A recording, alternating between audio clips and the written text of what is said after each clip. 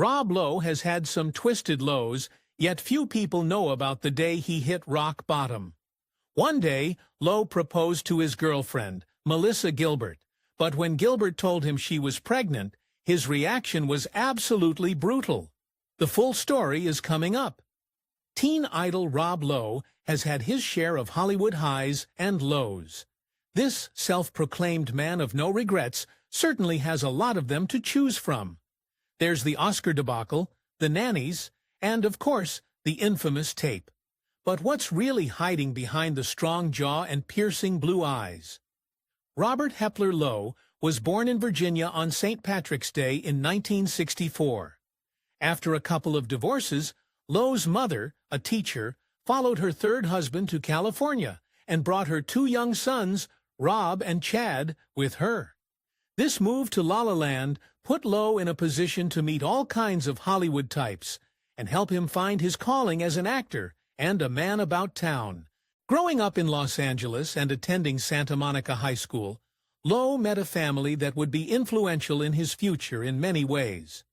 Martin Sheen, most famous for starring in Apocalypse Now, was the father of two of Lowe's classmates, Charlie Sheen and Emilio Estevez. Lowe became friends with the two young boys and even with Martin himself. In addition to the Sheens, Lowe's friends included future stars Sean Penn and Robert Downey Jr. Lowe also managed to make the acquaintance of the daughter of a Hollywood legend.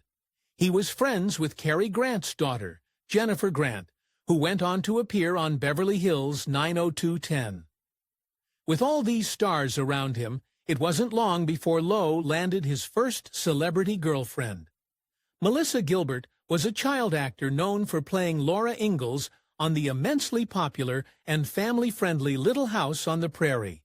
It should have been a tender teenage romance, but instead it was a living nightmare. Lowe became the bad boy counterpart to her saintly persona. While the two dated through much of the 1980s, their relationship was the source of a whole lot of drama and heartache. As Rob Lowe was finding his feet in Hollywood, he took a part in a music video for the band The Go-Go's. In the video, Lowe plays a young, good-looking high school student who gets a lot of female attention. It wasn't exactly an acting stretch for Lowe, but bigger and better things were coming his way. Rob Lowe's big acting break was a coveted role in Francis Ford Coppola's film adaptation of The Outsiders, a classic tale about greasers from the wrong side of the track. Coppola wanted Lowe and his co-stars to see what that life was really like, so he dropped the actors, including Tom Cruise and Emilio Estevez, at the homes of people who'd been greasers as kids. But Lowe was going to be more inspired by watching an already famous co-star. Before filming The Outsiders, most of the cast, like Lowe, were unknown actors, but not Matt Dillon. Dillon had appeared in a few films and had crazed fans waiting for him in the lobby of the hotel the actors were staying in. One day, Lowe saw Dillon pick up a female fan from the group and take her to his room. It was then and there Lowe decided that Dillon was his new hero, probably not the best role model, considering what happened to Lowe over the next few years. While filming The Outsiders, Rob Lowe and his teenage co-stars had a lot of freedom. Lowe remembers that after a long day on the set, they would get into a van and go back to the hotel. Usually Teamsters who worked on the set were driving and would throw some beer back to the underage actors. As we'll see, this early drinking had a major effect on Lowe's future. In the 1980s, Rob Lowe and a collection of his acting peers got the nickname the Brat Pack. Mostly, they were Gen X actors who partied a lot and appeared in angsty coming-of-age movies. Lowe appeared in St. Elmo's Fire alongside Demi Moore, which planted him squarely in the center of the pack, but partying Brat Pack style soon got way out of control. At that time, actors like Emilio Estevez, Jed Nelson, and Lowe himself ruled both the screen and the clubs. New York Magazine called the Brat Pack a roving band of famous young stars on the prowl for parties, women, and a good time. They lived a life of excess, and were constantly surrounded by adoring women. Lowe, in particular, was getting so much female attention that he didn't know what to do with it. New York Magazine's David Bloom was the one who coined the term the Brat Pack after spending a night watching Lowe and his buddies holding court at the Hard Rock Cafe. He witnessed a continuous parade of girls approaching their table. As Rob Lowe later said, "It can be hard enough just to be in your teens and 20s. Then add fame, money, access, and every single person telling you that you're the greatest person who ever was. And it can be a recipe for disaster." Well, disaster was on the way. While Rob Lowe was filming Hotel New Hampshire with Jodie Foster, he started an affair with his slightly older co-star, Nastasia Kinski, who happened to be the daughter of the legendary actor Klaus Kinski, and a European model. One day, Lowe's girlfriend, Melissa Gilbert, called the hotel and received a devastating shock. Operator told her that she could find Lowe in another room, Kinski's room. Gilbert went ballistic and got on a plane to confront Lowe face to face. Lowe had no good reason to explain why he was staying in Kinski's room. To deal with the problem, Gilbert checked into the cast hotel, where she and Lowe spent 15 hours of crying, screaming, talking, making love, carrying on, and laughing. Geez, I hope they weren't within earshot of anyone needing a good night's sleep. Even after this reconciliation, Lowe was not done with his cheating ways. Once it was clear that Lowe was going to be a success, his dating options opened wide up. Lowe briefly dated Princess Stephanie of Monaco, who was Grace Kelly's daughter. But this womanizing was more like a game to Lowe. In fact, he practically turned it into a sport. Years later, Lowe bragged about stealing women from Duran Duran singer John Taylor. Nastasia Kinski was one of them, and Lowe hinted that there were others. It seemed like it was a bit of a competition between the rocker and Lowe. But through all these flirtations, Lowe still had Melissa Gilbert to think about. The list of women connected to Rob Lowe is long. Highlights include Iran-Contra scandal figure Fawn Hall, actor Marlee Matlin, Winona Ryder, and debutante of the decade Cornelia Guest. In fact, there were rumors that he had affairs with all of his leading ladies. But what about poor Melissa? Lowe's next project was Brat Pack romance film about last night, and he thought it would be a good idea to have his real-life girlfriend, Melissa Gilbert, co-star. Maybe this way he could keep himself in check. Gilbert auditioned for director Ed Zwick, but lost the role to Demi Moore, and what Zwick told Gilbert was brutal. He said he made the casting decision because Lowe and Moore just looked so good together. Now that had to hurt. To absolutely no one's surprise, Lowe and Demi Moore hooked up during the filming of About Last Night. Moore writes in her book that she only vaguely remembers their one-night stand, as she was dealing with a substance abuse issue at the time. When asked about the affair with Moore, Lowe would only say, "A gentleman never kisses and tells." I wonder if his girlfriend would have considered this response gentlemanly. When Gilbert got wind of Lowe's night of passion with Moore, she set her sights on revenge, but she was stuck in the middle of Texas making a movie about horses. She didn't find any suitable options in her co-stars, so she chose a third assistant director. Now it was Lowe's turn to get jealous. However, instead of flying into a rage and getting on a plane to stop her affair, what did Rob Lowe do? He wrote a letter.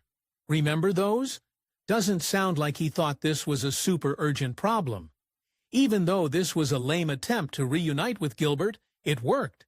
They got back together, but the drama was hardly over. The Academy Awards of 1989 will go down in history as having the worst opening number, in part thanks to Rob Lowe. The musical number featured an actress playing Snow White and Lowe as Prince Charming. Opinions about the musical number were not flattering. It was said that the only thing flatter than the number was Lowe's singing voice. Around this time, Rob Lowe took an interest in politics and wanted to get involved. At the time, Michael Dukakis was running for president, and Lowe, who was only 24, decided to sign up as a campaigner. This ended up being a disaster for both the candidate and Lowe. Dukakis lost to George H.W. Bush and Lowe. Well, he got into some serious trouble that nearly ruined his career. While in Atlanta working on the Dukakis campaign, Lowe, maybe still inspired by his old castmate Mac Dillon, met two young female fans and brought them to his hotel room. The girls agreed to let Lowe videotape their rather intimate time together. The morning after, Lowe woke up to a massive hangover and no girls, but that wasn't the most disturbing part. The steamy videotape was also gone. If you think things couldn't get worse, think again. It turned out that one of the girls Lowe had brought home was only 16 years old, making the encounter and the videotape unlawful. Back in Lowe's day, videotapes of celebrities and their bedroom indiscretions were few and far between. This was a new phenomenon, and Lowe was about to find out how much damage a videotape like that could cause. There was no going viral back then, but there was something maybe even worse. Racy film king Al Goldstein got hold of the tape and was soon selling it to anyone with $30 in their wallet. Once the tape was out there and people had seen it, Rob Lowe's fans turned on him. Soon the mainstream film roles basically dried up for him. Lowe's drinking was now getting out of control, and it seemed that things couldn't get any worse. Surprisingly, there was something good coming his way. During this dark time in Lowe's life and career, he became reacquainted with makeup artist Cheryl Burkhoff. Lowe had met Burkhoff years before on a blind date arranged by Emilio Estevez, but something was different this time around. Lowe was looking to change his reputation, and what better way than with a solid relationship. Lowe and Burkhoff dated for a couple of years, and eventually they were ready to tie the knot. There was only one obstacle: Lowe's drinking. He blamed the videotape incident on his problem, but still had yet to get completely sober. Burkhoff made a heartbreaking ultimatum. She told him that she wouldn't marry him until he stopped drinking. In 1991, Rob Lowe went into rehab and got sober, and then quickly got married. So now his life was in order. No booze and a supportive partner. Sounds kind of boring for Lowe, but don't worry. Lowe was a brat packer to the end, and he couldn't completely stay away from the drama. The hit TV show The West Wing brought new life to Lowe's career. Audiences loved seeing Lowe on the small screen, and he received a Primetime Emmy nomination for his work. The West Wing also allowed him to work with his childhood father figure, Martin Sheen, who played the president. Sadly, having established stars like Sheen around made life on the West Wing difficult for Lowe. When the West Wing started, the central figure was Lowe's character, Sam Seaborn. Unfortunately, the show attracted more and more famous co-stars, and the producers wanted to focus a little less on Seaborn and a little more on the characters portrayed by people like Martin Sheen and Stockard Channing. This did not sit well with Lowe, and he quit. Lowe moved on to other projects, but controversy continued to follow him around. While working on the TV show Lion's Den, Lowe was keen to get singer-songwriter Jewel to be a guest on the show. Jewel was up for the acting, but she refused to kiss the former teen heartthrob on the show. Producers of Lion's Den tried to convince Jewel to kiss Lowe. Jewel reluctantly gave in, but then tried to get the show to delete the scene. Lowe, along with the producers and fans, couldn't understand Jewel's behavior. The answer to this riddle would finally come up over 10 years later. Rob Lowe appeared alongside then-Governor Arnold Schwarzenegger in ads promoting California tourism. It's unclear how much time Lowe spent with the muscle-bound governor, but it could be that Arnold, later caught in a relationship with his housekeeper, was a bad influence on Lowe. You see, things at the Lowe household were about to blow up, too. Lowe and his wife, Cheryl, sued 3 members of their household staff, 2 nannies and a chef, for violating confidentiality agreements. But this lawsuit was just the views that ignited a scandalous fire. After Rob Lowe and his wife sued the nannies and the chef, the Lowes received 2 counter-lawsuits. There was one from each nanny, and their claims were shocking. The young women alleged all kinds of nastiness against both Lowe and his wife. One said that Lowe had put his hands on her and also exposed himself to her. Another claimed that Birkhoff had made a racially charged comment about the nanny's boyfriend. The topic became so intense that Lowe had to ban it from discussion in any interview he did. And then, when it looked like things could not get any worse for Lowe, something he never expected happened. A Santa Monica Superior Court judge dismissed 2 of the charges against Lowe and his wife. After that, their respective lawyers had all the other lawsuits dismissed. So, what happened? Was a payoff involved? Your guess is as good as mine. Either way, it was over, and Lowe was ready to move on. In 2015, Lowe was the target of a Comedy Central roast, and Jewel was ready to tell the world why she refused to kiss him so many years ago. The singer finally revealed that it was because she knew where his mouth had been. This could only be a reference to the teenage girl Lowe had been with on the videotape. That tape was out to haunt him again, so Lowe decided to set the record straight, and somehow made things even worse. Years after the infamous videotape was released, Lowe made an outrageous remark. He said that he didn't regret making the tape because it helped him get serious about his life. He said it was the best thing that had happened to him. Nothing about the young woman and how it may have affected her, and nothing about breaking the law. With a career that has seen many ups and downs, Lowe has had more than a few major accomplishments, one of which is his inclusion, along with Elvis, James Dean, and Michael Jackson, on People magazine's Top 10 Teen Idols of All Time. When asked about it, Lowe said, "I'm proud of that. It's cool." Clearly, women loved the charming Lowe, and his good looks had a lot to do with it. Back in the 80s, Lowe's womanizing was really out of control. While Melissa Gilbert, his then-girlfriend, was out of town shooting a film, Lowe took a woman out for lunch behind her back, but he made a fatal mistake. Foolishly, he took his date to an LA show by his hotspot. Lowe couldn't have been too surprised when he saw gossipy comic Joan Rivers at the same restaurant.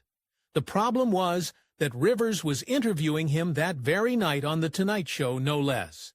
Lowe knew that Joan Rivers would mention his secret date on The Tonight Show, so he called Gilbert to warn her. Later that night, Rivers didn't fail to deliver and confronted Lowe about his clandestine encounter. Although Lowe had prepared himself, he still had no real excuse. Cheating just seemed to be in his nature. Lowe and Gilbert were quickly bringing a new meaning to on again, off again, until Lowe made a shocking move. In spite of all the cheating on both their parts, Lowe actually got down on one knee and proposed. Their relationship was a hot mess, but Gilbert said yes, and they looked forward to their storybook wedding. As Lowe and Melissa Gilbert prepared themselves for married life, Gilbert got pregnant. It wasn't the end of the world. They were already planning on tying the knot after all. Gilbert shared her happy news with Lowe, and his reaction was heartbreaking. He freaked out, broke off the engagement, and left Gilbert high and dry. Devastatingly, Gilbert lost the baby and finally moved on. So much for their storybook wedding. Lowe wrote 2 memoirs, and the first one had a major omission. It neglected to mention that he'd ever proposed to Melissa Gilbert, even after all the years had passed. Gilbert was furious he didn't mention the engagement, but it gets worse. Imagine how she felt when the second memoir didn't mention her at all. When asked about the books, Melissa Gilbert compared Lowe's writing to Dr. Seuss' Green Eggs and Ham. She claimed the children's book was more thought-provoking than Lowe's memoirs. There was clearly no love lost between the two. Lowe's time in the spotlight has certainly been a roller coaster. The actor transitioned, though perhaps not seamlessly, from a teen heartthrob to a respected actor with standout roles in shows like The West Wing and Parks and Recreation. Yet, through all the highs and lows, he has managed to rebuild his life, find stability, and even reflect on his tumultuous past. Thank you for watching this video. I hope you enjoyed it. Please like and subscribe.